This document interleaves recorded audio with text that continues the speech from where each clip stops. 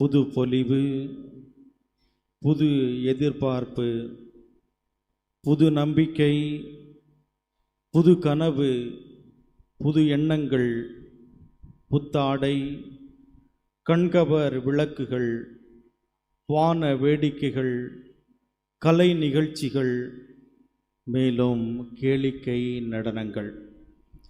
இன்று இரவே பகலாக தோற்றமளிக்கின்ற காட்சி. 365 நாட்கள் கடந்துவிட்டன. அடுத்த 365 நாட்களை இறைவன் நமக்கு கொடுத்துள்ளார். அதற்காக நாம் அனைவரும் என்ன செய்யணும்? நன்றி செலுத்தணும். எல்லோரும் கரவொலி எழுப்பி புத்தாண்டை கொடுத்த இறைவனுக்கு நன்றி செலுத்துவோம். நன்றி, நன்றி இயேசுவே, நன்றி. புதிய ஆண்டை காண செய்ததற்காக நன்றி. புலர்ந்துள்ள இந்த புத்தாண்டை மகிழ்வோடு வரவேற்கின்ற இந்த நன்னாளிலே தாயாம் திரு அவை அன்னை மரியாவை முன்வைத்து அவருடைய பாதுகாப்பிலே இந்த ஆண்டை தொடங்குவதற்கு நமக்கு ஏற்பாடு செய்து தந்திருக்கின்றது. ஏனென்றால் இந்த ஆண்டு முழுவதும் அன்னையினுடைய அன்பும் பாசமும் பராமரிப்பும் அவருடைய பாதுகாப்பும் நம்மோடு இருக்க வேண்டும் என்பதற்காகத்தான். இன்னைக்கு நம்ம என்ன விழாவை கொண்டாடுறோம்? அன்னை மரியாள் யாருடைய தாய்? இறைவனின் தாய். வற்றாத ஜீவநதிகள் கூட ஒரு நாள் வறண்டு போகலாம். ஆனால் அன்னையினுடைய தாயன்பு என்றுமே வற்றாத ஜீவநதிதான். அன்புக்குரியவர்களே, இன்னும் மண்ணிலே பிறக்காத ஒரு குழந்தை இறைவனிடத்தில் ஒரு உருக்கமான வேண்டுதலை வைத்ததாம். ஆண்டவரே, நான் மண்ணில் பிறக்கின்ற பட்சத்தில் நான் அங்கே எப்படி வாழ்வேன் அப்படின்னு கேட்டதான். இப்போ கடவுள் சொன்னார், நீ மண்ணில் பிறக்கின்ற பொழுது உனக்காக ஒரு தேவதை காத்து கொண்டிருப்பாள். அவள் உன்னுடைய தேவை அனைத்தையும் நிவர்த்தி செய்வாள் அப்படின்னு கடவுள் அந்த மண்ணில் பிறக்காத கருவில் இருக்கின்ற அந்த குழந்தைக்கு பதில் கொடுத்தாராம். அப்போ அந்த குழந்தை சொல்லிச்சான், அப்போ நான் பேசணும்னு நினச்சேனா யார் எனக்கு உதவி செய்வாள் அப்படின்னு சொன்ன உடனே கடவுள் சொன்னாராம், அந்த தேவதை உன்னுடைய கைகளை கும்பிட்டு ஜெபிக்க கற்றுத்தருவாள். அப்பொழுது உன்னுடைய ஜெபத்திற்கு நான் செவி சாய்ப்பேன், நாம் 2 பேரும் பேசிக்கலாம் அப்படின்னு சொன்னாலாம். உடனே அந்த குழந்தை மறுபடியும் அடுத்த கேள்வி கேட்கிறது, என்னுடைய தாயின் வயிற்றில் நான் பாதுகாப்பாக இருந்து விட்டேனே, அந்த தொப்புள் கொடியின் வழியாக எனக்கு எல்லாமே கிடைச்சிருச்சே, இந்த உலகம்னு ஒன்று போனால் அங்கே ரொம்ப கஷ்டமாக இருக்கும்ல, ரொம்ப போராட்டமாக இருக்கும்ல, யார் யாரோ என்ன பண்ணுவாங்க, பாதுகாப்பு இல்லாமல் இருக்குமே, அப்போ நான் என்ன பண்ணணும் அப்படின்னு கேட்ட பொழுது அந்த தேவதை எந்த ஆபத்தும் உன்னுடைய உயிருக்கு வராமல் அவளுடைய உயிரை கொடுத்தாவது உன்னை பாதுகாப்பாள் அப்படின்னு கடவுள் சொன்னாராம். அப்போ இந்த குழந்தை சொல்லிச்சான், என்ன ஆண்டவரே, எப்போ பார்த்தாலும் தேவதை தேவதைன்னு சொல்கிறீங்களே, யார் அந்த தேவதை அப்படின்னு அடுத்த கேள்வி வச்சோடனே கடவுள் சொன்னாராம், யார் அந்த தேவதை? உங்களை பெற்றெடுத்த தேவதை யார்? உங்களுடைய அம்மா, அப்படிதானே? அதுதான் உங்களுடைய தேவதை யார் அப்படின்னு சொன்ன உடனே அதுதான் உன்னுடைய தாய். உங்களையும் என்னையும் பெற்றெடுத்தவள் தாய் என்றால் அந்த கடவுளையே பெற்றெடுத்தவள் யாராக இருக்கணும்? கடவுளின் தாய். இதை யாருமே மறக்க முடியாத ஒரு உண்மை, ஏற்றுக்கொண்டுதான் ஆக வேண்டும். அவள் கடவுளின் தாயாகத்தான் இருக்க முடியும், இருக்கவும் வேண்டும். சரி, அன்னை மரியாளை கடவுள் நமக்கு கொடுத்தார். எதுக்காக கொடுத்தாங்க? முதல்ல கடவுள் இயேசுவை நமக்காக கொடுத்தார் இல்லையா? எதுக்காக கொடுத்தாரு? பாவத்திலிருந்து யார் வழியாக கொடுத்தார்? அன்னை மரியாள் வழியாக நமக்கு கொடுக்கப்பட்டது நம்முடைய பாவத்திற்காக. ஆனால் இயேசு அன்னை மரியாவை நமக்கு கொடுத்தார். எப்போது? சிலுவையில் இருக்கின்ற பொழுது, சாகும் பொழுது இவரே என் தாய் அப்படின்னு சொல்லி கொடுத்துட்டு போறார். அப்போ பாவத்திற்காக அன்னை மரியாள் இயேசுவை நமக்கு கொடுத்தார். இயேசு அன்னை மரியாளை நம்முடைய பாதுகாப்பிற்காக கொடுத்துவிட்டு சென்றிருக்கிறாள். அப்போ அந்த அன்னை மரியாள் வழியாக நமக்கு எல்லா விதமான பாதுகாப்பும் ஆசீர்வாதமும் நமக்கு வரும் என்பதிலே எந்தவித மாற்று கருத்தும் கிடையாது. ஒரு நாள் பெரிய ஒரு நிலநடுக்கம், மக்கள் எல்லோரும் வீதியில் அடிச்சு பிடிச்சு ஓடுறாங்க. அப்போ ஒரு தாயானவள் தன்னுடைய குழந்தையை தாங்கிக் கொண்டு, ஐயோ என் குழந்தையை நான் காப்பாற்றணுமே, இந்த நிலநடுக்கத்திலிருந்து எப்படியாவது இந்த குழந்தைக்கு உயிர் பிச்சை கொடுக்கணுமேன்னு சொல்லி ஓட ஆரம்பிக்கிறாள். ஓடும் பொழுது பார்த்தீங்கன்னா அங்கே நிலமானது பாளம் பாளமாக உடைகிறது, பிரிகிறது. அங்கே இந்த தாயானவள் நிலத்துக்குள்ளே போய் கொண்டிருக்கிறாள். கொஞ்ச நேரத்தில் அந்த நிலநடுக்கம் சரியாகி அப்படியே ஒட்டிடுது. ஐயோ மக்கள் பாதிக்கப்பட்டிருக்கிறார்களே, வீடுகளெல்லாம் இடிக்கப்பட்டிருக்கிறதே, மிகப்பெரிய சேதாரம் அப்படின்னு சொல்லி நிருபர்கள் எல்லாம் புகைப்படம் எடுப்பதற்காக அப்படி கேமராலாம் தூக்கிட்டு ஓடி வர்றாங்க. பார்க்கின்ற பொழுது ஒரு குழந்தையினுடைய அழுகுரல், கத்தி கத்தி அழுகிறது, எங்க ஒரு சப்தம் வருகிறதே குழந்தையின் குரல்னு ஓடி ஓடி போறாங்க. அங்கே பார்க்கின்ற பொழுது ஒரு கை தெரிகிறது. அந்த கையிலே வளையல் இருக்கின்றது. அந்த வளையலில் இருக்கின்ற கைகளிலே குழந்தை மேல் நோக்கி இருக்கின்றதை பார்த்து மெய் செலுத்தி போகின்றார்கள். இந்த குழந்தையை காப்பாற்றுவதற்கு தன்னுடைய உயிரே போனாலும் பரவாயில்லை என்று சொல்லி அவள் தன்னுடைய உயிரை கொடுத்து அந்த குழந்தைக்கு உயிர் பிச்சை கொடுத்திருக்கிறாள். நினைச்சிருந்த குழந்தையை தூக்கி போட்டுட்டு ஓடி இருந்திருக்கலாம். எந்த தாயும் தன்னுடைய உயிர் போனாலும் பரவாயில்லை, என்னுடைய குழந்தையை காப்பாத்துங்க அப்படின்னா சொல்லுவாங்க. பிரசவ நேரத்தில் போய் டாக்டர் கேட்டான்னு வச்சுக்கோங்களேன், உங்களுக்கு 2 பேரில் யாராவது ஒன்று தான் உயிர் பிழைப்பாங்க, உங்களுக்கு குழந்தை உயிர் வேணுமா உங்கள் உயிர் வேணுமா அப்படின்னு சொன்னால் என்ன சொல்லுவீங்க? என்ன சொல்லுவீங்க? உண்மையாவா?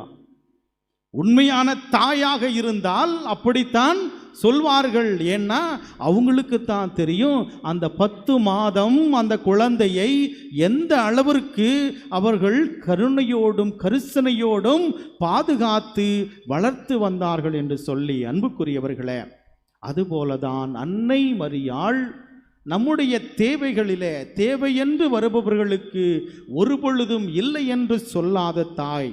அவள் மெழுகாக உருகி ஒளிகெடுக்கக்கூடிய தாயாக இருக்கின்றாள். கொஞ்ச நேரம் இயேசுவை தாங்கிய அந்த சிலுவைக்கே அவ்வளோ பெரிய மகிமையும் மகத்துவம் இல்லையா? நம்ம அந்த சிலுவையை வச்சு ஆராதிக்கிறோம், போற்றுறோம், புகழுறோம், முத்தி செய்கிறோம். எத்தனை மணி நேரம் அந்த இயேசுவை தாங்கிட்டு இருந்துச்சு தெரியாது இல்லையா?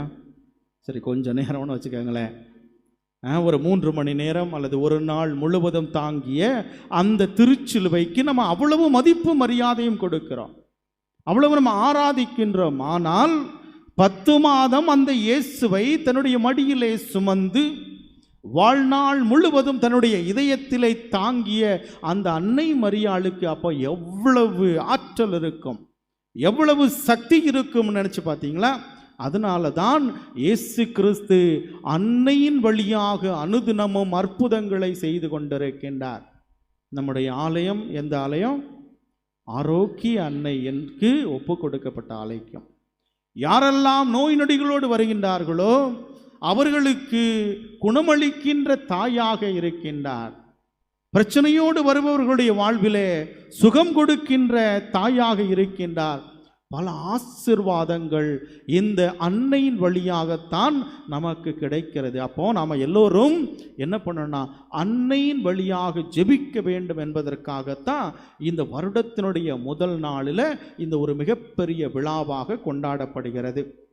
சரி, அன்னையிடமிருந்து நம்ம என்னென்ன நல்ல பாடங்கள் கற்றுக்கொள்ளலாம் அப்படின்னு பார்க்கின்ற பொழுது, அன்னையிடமிருந்து முதலாக தாழ்ச்சி என்கின்ற குணத்தை தான் நாம் பார்க்க முடியும். லூக்கா நற்செய்தி 1ஆம் அதிகாரம் 38வது வசனத்தில் பார்த்தீங்கன்னா, இதோ ஆண்டவரின் அடிமை, உமது சொற்படியே எனக்கு ஆகட்டும், எனக்கு நிகழட்டும் ஆண்டவரே, இது உமக்கு சித்தமானால் இது நடக்கட்டும் அப்படின்னு சொல்லி அவள் தன்னையே தாழ்த்தி கொண்டாள்.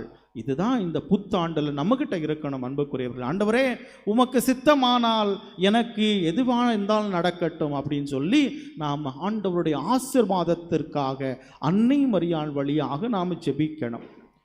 இரண்டாவது, நாம் கடவுளுடைய திட்டத்திற்கு முன்னுரிமை கொடுப்பவர்களாக இருக்க வேண்டும். இதுதான் கடவுளுடைய திட்டம் என்று தெரிந்த பொழுது அன்னை மரியாள், ஆண்டவரே நடக்கட்டும் ஆண்டவரே, வாழ்க்கையில் சோதனை வரும் எனக்கு தெரியும், இருந்தாலும் இறைமகனை என்னுடைய கையில் நீங்கள் கொடுக்குறீங்க, அந்த இறைமகனை நான் வளர்த்தெடுத்து உம்முடைய திட்டத்தை நிறைவேற்றுகிற வரைக்கும் நான் என்னுடைய கடமையை சரிவர செய்வேன் என்று சொல்லி அந்த தாய் தன்னுடைய கடமையை நிறைவேற்றினாள். மூன்றாவது பார்த்தீங்கன்னா, ஏழை எளியவர்களுக்கு இறங்குகின்ற தாயாக இருந்திருக்கிறது. அதுதான் கானா ஒரு திருமணத்தில் பார்க்கிறோம்.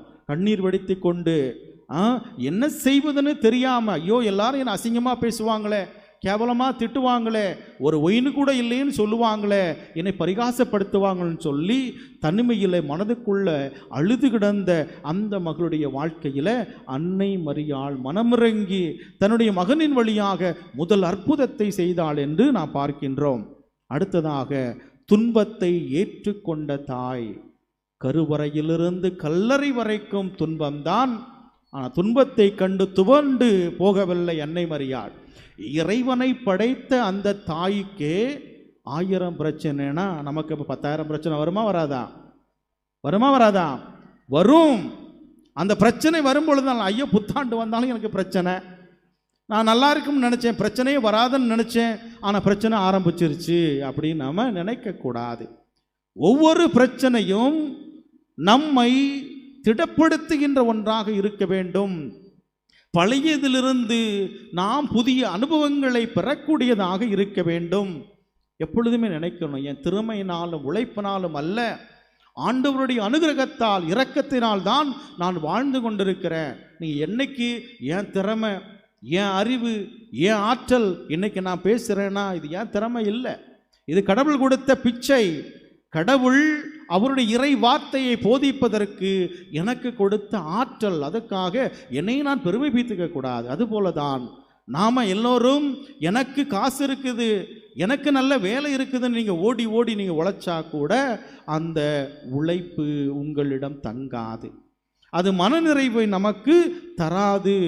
அதனால் நாம் எப்பொழுதும் இறைவனுக்கு முன்னுரிமை கொடுப்பவர்களாக இருக்க வேண்டும். அடுத்ததாக பார்த்தீங்கன்னா, சோதனைக்கு இடம் கொடுக்காமல் ஜெபிக்க வேண்டும். நம்ம யாரு சோதிப்பா? யாரு? தாத்தாவா? தாத்தா திட்டுவார் வீட்டில். யாரு சோதிப்பா? சாத்தான் நம்மளை சோதிப்பான். இயேசுவை சோதிச்சானா இல்லையா? இயேசுவே சோதிச்சானா நம்மளை கண்டிப்பாக சோதிப்பான், ஒரேடியாக சுருட்டிடுவான். அவன் எப்படின்னா, நமக்கு என்ன பிடிக்குமோ அந்த வடிவத்தில் நம்மளை தேடி வருவான். உங்களுக்கு கற்கண்டு பிடிச்சிச்சுன்னு வச்சுக்கோங்களேன், அவன் கற்கண்டு மாதிரி வருவான். கருவாடு பிடிச்சிச்சுன்னா கருவாடு மாதிரி வருவான். அவன் எந்த விதத்திலையும் எந்த ரூபத்திலையும் அவன் நம்மை தேடி வந்து நம்மை பலவீனப்படுத்துவான், அவன் நம்மை பாழாய்ப்படுத்துவான். இப்போ ஒருத்தர் நல்ல குடிக்கிற பழக்கம் வச்சுக்கோங்களேன், நல்லா குடி சூப்பராக இருக்கும். இன்னைக்கு வருஷத்துக்கு நாள் நல்லா குடிச்சு கும்மாளடி ஜாலியாக இருன்னு சொல்லி ஏற்றி விடுவான். அந்த வருஷம் ஃபுல்லாக நாசமாக போயிடும். அப்போ ஆண்டினுடைய முதல் வருஷம் நம்ம என்ன பண்ணணும்? பயபக்தியாக இருக்கணும், ஜெபிக்கணும். ஆண்டவரே, இந்த வருஷத்தை ஆசீர்வாதமான வருஷமா எனக்கு நீங்கள் மாற்றி தாங்க அப்படின்னு நம்ம கேட்கணும். சரி, இந்த புத்தாண்டு பலவிதமான எதிர்பார்ப்புகளோடு நம்ம ஆரம்பிச்சுட்ருக்குறோம் இல்லையா? இது நல்ல ஒரு புத்தாண்டாக இருக்கணும்னா சில காரியங்களை நாம் பின்பற்ற வேண்டும். முதல்ல இறைவனுக்கு முன்னுரிமை கொடுக்கணும். எப்படி நாம் இறைவனுக்கு முன்னுரிமை கொடுக்க முடியும்? ஜெபம் செய்யணும் இல்லையா? ஆன்மீகத்தில் ஆழம் காண வேண்டும், எப்பொழுதுமே அமைதியை விரும்ப வேண்டும். எப்பவுமே அடுத்தவங்களோட சண்டை போட்டு பராண்டி விட்டுக்கிட்டு வீட்டில் சிலவங்களுக்கு சண்டை போடுறதே ஜாலியாக இருக்கும். டைம் பாஸுக்கு சண்டை. எதுக்கு சண்டை? டைம் பாஸுக்கு சண்டை போடுவாங்க. அது பல மன வருத்தத்தை கொண்டு வரும் அன்புக்குரியவர்களே. அடுத்தவர்களுடைய மனதை காயப்படுத்துவது மிகப்பெரிய சாபம். உடம்புல தெம்பு இருக்கும் பொழுது, தைரியம் இருக்கும் பொழுது என்ன பண்ணுவாங்கன்னா, போய் பொண்டாடிட்டு சண்டை போடுவாங்க. ஏதாவது உடல் நலம் சரியில்லை, ஏதாவது ஒரு விபத்து ஏற்பட்டுச்சு, யாருமே இல்லைன்னா புட்டி பாம்பு அடங்கிடுவாங்க. ஐயோ நான் செஞ்சது தப்பு தான் அப்படின்னு சொல்லி அப்போ நம்ம ரியலைஸ் பண்ணி எந்த ஒரு பிரயோஜனமுமே இல்லை. உறவுகளை கட்டி எழுப்ப நாம் கற்றுக்கொள்ள வேண்டும். தனியாக வாழ்கிறது ரொம்ப ரொம்ப ஈஸி. யார்கிட்டையும் எதுவும் சொல்ல வேண்டாம், எதுவுமே கேட்க வேண்டாம். ஆனால் நீங்கள் ஒருவர் ஒருவரோடு உறவு கொண்டு வாழ்வது என்பது மிகப்பெரிய சவால். அந்த சவாலை நாம் இறைவன் துணை கொண்டு சமாளிக்க வேண்டும். இங்கே தான் என்ன வருதுன்னா, ஒரு உறவை முறிப்பதற்கு எவ்வளோ நேரம் ஆகும்? ஒரு உறவை உடச்சி போடுறது தேவையில்லைப்போ அப்படின்னு சொல்லுது எவ்வளோ நேரம் ஆகும்? 5 நிமிஷம் தேவையில்லை. சீப்போன்னு சொன்னால் 1 நிமிஷத்தில் முடிஞ்சு போச்சு. ஆனால் அந்த உறவை வளர்க்கணும்னா எவ்வளோ நேரம் ஆகும்? காலம் முழுவதும் நாம் கஷ்டப்படணும். அப்போ உறவை முறிப்பது மிகவும் எளிது. உறவை உண்டாக்குவது என்பது அது காலத்தினுடைய கடைசி நொடி பொழுது வரை நமக்கு தேவைப்படும். அன்புக்குரியவர்களே, தீய பழக்க வழக்கங்களுக்கு, குணங்களுக்கு நாம் முற்றுப்புள்ளி வைக்கணும். நிறைய பேர் எங்கிட்ட வருவாங்க, ஃபாதர் ஏதோ ஒன்று குடிக்க ஆரம்பிச்சிட்டேன், இப்போ என்னால் முடியல, நிப்பாட்ட முடிய மாட்டேங்குது, ஒரு போதைப் பொருளுக்கு அடிமையாயிட்டேன், ஒரு கஞ்சா போட நான் கற்றுக்கிட்டேன், என் ஃப்ரெண்ட்ஸுங்க என்னை ஃபோர்ஸ் பண்ணாங்க, இப்போ நான் அதுலேருந்து வெளிவரணும்னு நினைக்கிறேன், என்னால் முடியல. நான் ஒரே ஒரு அட்வைஸாக சொல்லுவேன், எப்பா நீ சுய புத்தியோடு இருக்கும் பொழுது கொஞ்சம் கொஞ்சமாக மறந்துரு. அப்படி இல்லையா, நீ விடணும்னு நினச்சா கூட அது உன்னை விடாது, உன்னை பாடையில் வைக்கிற வரைக்கும் விடாது. இன்னைக்கு ஆண்டவர் தருகிற செய்தி இதுதான். நீங்கள் போதை பழக்க வழக்கங்களுக்கு அடிமைப்பட்டு கிடக்கிறீங்களா? ரொம்ப அதிகமாக எங்கேன்னு பார்த்தீங்கன்னா இளையோர்கள் மத்தியில் தான் பல ரூபத்தில் இந்த போதை பழக்கம் வந்துக்கிட்டே இருக்குது. இந்த பழக்கத்திற்கு கொஞ்சம் கொஞ்சமாக சுய புத்தியோடு இருக்கின்ற பொழுதே நீங்கள் அதற்கு விடுதலை கொடுக்கவில்லை என்றால் அதிலிருந்து உங்களுக்கு விடுதலை கிடைக்காது. கடின உழைப்பு நம்மகிட்ட இருக்கணும் அன்புக்குரியவர்களை. சோம்பேறியாக இருக்கக்கூடாது. இன்னைக்குள்ள வேலையை நம்ம இன்னைக்கு தான் பார்க்கணும். அப்படி இல்லைன்னா நம்ம வாழ்க்கை கஷ்டமாக போயிடும். பாசிட்டிவ் திங்கிங் நம்மகிட்ட இருக்கணும். யாராவது பற்றி தப்பாக சொன்னீங்கன்னா சரி இப்படி இருக்கும் அப்படி இருக்குன்னு சொல்லி சமாளித்து விடணும். அதை ஒரு நேர்மறையான எண்ணத்தோடு நாம் எடுத்துக்கணும். சரி, நம்ம புத்தாண்டு வருது, எல்லாமே நம்ம நல்ல சிறப்பாக தான் கொண்டாடுறோம். என்னைக்காவது நம்முடைய வீட்டில் போயிட்டு பெரியவங்க, பெத்தவங்க, நம்மளை வளர்த்தவங்க, ஞான மீட்பர்கள், மெய்ப்பர்கள், அவங்களுக்கு எல்லாமே போயிட்டு ஒரு ஆறுதலாக நாம் இருந்திருக்கிறோமா? அவங்கள நாம் கரிசனையோடு ஏதாவது உங்களுக்கு தேவையா, ஏதாவது ஒரு ட்ரெஸ்ஸு வேணுமா, வேறு ஏதாவது உங்களுக்கு மருத்துவத்திற்கு ஏதாவது வேணுமா அப்படின்னு சொல்லி நீங்கள் கனிவாக கேட்டிருக்கிறீங்களா? வெகு தொலைவில் இருந்திருப்பாங்க உங்கள் அப்பா அம்மா, அவங்ககிட்ட நீங்கள் ஃபோன் பண்ணி பேசியிருக்கிறீங்களா? ஏதோ ஒரு வார்த்தை, போன வருஷம் என்ன நீ சொன்னியே அதை நான் மறக்க மாட்டேன் அப்படி சொல்லக்கூடாது. ஏன்னா இந்த வருஷம் புதிய வருஷம், புத்தாண்டு. இந்த புத்தாண்டில் இறைவன் நமக்கு ஆசீர்வாதத்தை தந்து கொண்டிருக்கிறார். அந்த ஆசீர்வாதம் நம்மகிட்ட தங்கணும்னா முதல்ல பொறுமை இருக்கணும், அன்பு இருக்கணும், தியாகம் இருக்கணும், புரிந்து கொள்கின்ற மனப்பான்மை இருக்கணும், விட்டு கொடுக்கின்ற மனநிலை இருக்கணும், சந்தேகம் இல்லாமல் நாம் வாழணும். நிறைய பேருக்கு புதிய வருஷம் வந்த உடனே ஒரு பயம் இருக்கும். இந்த வருஷம் சேலரி ஹைக் கிடைக்குமா, இல்லைனா நமக்கு வேலை போயிடுமா, நினைக்கிற காரியம் நடக்குமா நடக்காதா, டாக்டர் சொன்னாரே அடுத்த ஒரு எக்ஸ்ரே எடுக்கணும், ஸ்கேன் எடுக்கணும்னு சொன்னாரே, இந்த வருஷம் அது எப்படி இருக்குதோ அப்படின்னு ஒரு பயத்தை நாம் பயமுறுத்த வேண்டும். ஏன்னா ஆண்டவர் நம்மோடு இருக்கிறார். ஆண்டவர் மேலே பாரத்தை போட்டுவிட்டு நாம் வாழுகின்ற பொழுது ஆண்டவர் நமக்கு ஆசீர்வாதத்தை தருகிறார். இந்த புத்தாண்டு மகிழ்ச்சியான ஆண்டாக இருக்க வேண்டும் அன்புக்குரியவர்களே. இந்த புத்தாண்டில் இறைவன் நமக்கு சில வாக்கியங்களை தருகிறார், வார்த்தைகளை தருகிறார். இதை நாம் நம்பினோம்னா நம்முடைய வாழ்க்கையில் அதிசயம் பிறக்கும். யோசுவா புத்தகம் 1ஆம் அதிகாரம் 5வது வசனம். யோசுவா புத்தகம் எத்தனை அதிகாரம்?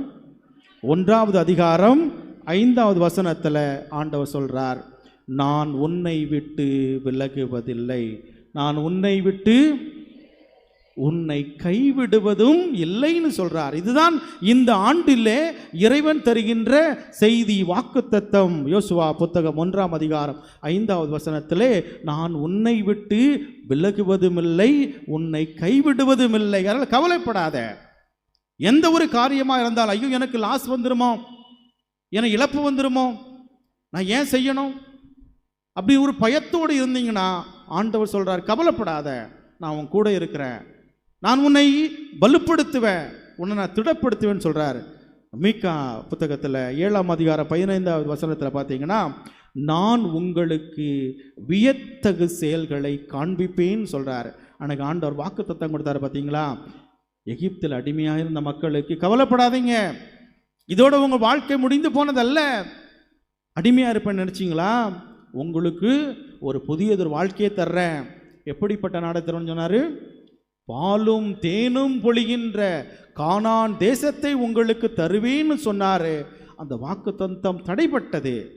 அவருடைய ஆண்டுகள் ஒன்றுக்கொன்று மேலே வந்துருச்சு, அதிகமாக இருந்துச்சு. இருந்தாலும் அவருடைய வாக்குத்தத்தம் கண்டிப்பாக நிறைவேறியே ஆகும். நிறைவேறியது. அவர்கள் அந்த பாலும் தேனும் பொழிகின்ற அந்த கானான் தேசத்தை அவர்கள் கண்டார்கள். எசையா புத்தகம் 46ஆம் அதிகாரம் 4வது வசனத்தில் நம்ம எல்லோருக்கும் இறைவன் ஒரு ஆசீர்வாதம் மிகுந்த வார்த்தையை சொல்றார். உங்கள் முதுநரை வரைக்கும் நான் அப்படியே இருப்பேன், நான் மாறமாட்டேன். நீங்க மாறுவீங்க, பணத்தை கண்டா மாறுவீங்க, பதவியை கண்டா மாறுவீங்க, ஆசா பாசங்கள் உறவுகளை கண்டா மாறுவீங்க, நீங்க கோயில் காரியங்களுக்கு வராமல் இருப்பீங்க, ஆன்மீக நாட்டங்கள் கொள்ளாமல் இருப்பீங்க. ஏன் கோயிலுக்கு போகணும்? இந்த ஞாயிற்றுக்கிழமையெல்லாம் அடுத்த ஞாயிற்றுக்கிழமை வராமலா போயிடும்? அடுத்த ஞாயிற்றுக்கிழமை வந்து தானே ஆகணும். அடுத்த வாரம் கோயிலுக்கு போய்க்கலாம். 7:30 மணி பூசைனா 7:30 மணி தான் போகணுமா? 8 மணிக்கு போய் வெளியே நின்று எட்டி பார்த்துட்டு சும்மா ஒரு சைனை போட்டு வரலாமே. என்ன கிடைக்க போகுது? கடவுள் நான் கணக்காக கேட்க போகிறாரு? அவர் அட்டண்டன்ஸ் நோட் வச்சுருக்கிறாரா? இல்லைனா பயோமெட்ரிக்ஸ் வச்சு நமக்கு சேலரி தர போகிறாரா? ஒன்றுமே தரப்போகிறது இல்லையே. அதனால் நாம் சும்மா கொஞ்சம் போயிட்டு ஜாலியாக இருக்கலாம். ஆனால் ஆண்டவர் சொல்கிறாரு, நீங்கள் மாறலாம், நான் மாற மாட்டேன். என்னுடைய சுயத்தில் மாற்றம் இருக்காது, என்னுடைய அன்பில் மாற்றம் இருக்காது, என்னுடைய கருணையில் மாற்றம் இருக்காது, என்னுடைய இரக்கத்தில் மாற்றம் இருக்காது. நரை வயது வரைக்கும் நான் உங்களை சுமப்பேன். யார் என் கூட இருப்பாங்கன்னு நீங்கள் கவலைப்படலாம். ஆனால் ஆண்டவர் நம்மோடு இருப்பார். அவர் நம்மை சுமப்பார். உங்களை உருவாக்கிய நானே உங்களை தாங்குவேன்னு சொல்றாரு. நமக்கு வாழ்வு கொடுத்த இறைவன் நம்முடைய வாழ்வை இழந்து போக செய்ய மாட்டார். நானே உங்களை சுமப்பேன், நானே உங்களை விடுவிப்பேன்னு சொல்றாரு. இந்த ஆண்டவரை நம்பி புதிய ஆண்டிலே நாம் பயணப்படுவோம். புதிய எண்ணங்கள், புதிய நண்பர்கள், புதிய முயற்சிகள், புதிய திட்டங்கள், புதிய நம்பிக்கைகள் நமக்கு கை கொடுக்கட்டும். எல்லாம் இறைவனால் நிறைவேறும் என்ற நம்பிக்கையோடு நல்லுறவு காத்து, நல்லவை நினைத்து, நற்செய்தி கேட்டு ஏற்றமுடன் வாழ வாழ்த்துகிறேன். இந்த ஆண்டு இனிய ஆண்டாக அமைய ஹாப்பி நியூ இயர் 2025. இனிதாய் வாழ இனிய புத்தாண்டு நல்வாழ்த்துக்கள். Happy new year. சத்தமா happy new year. God bless you.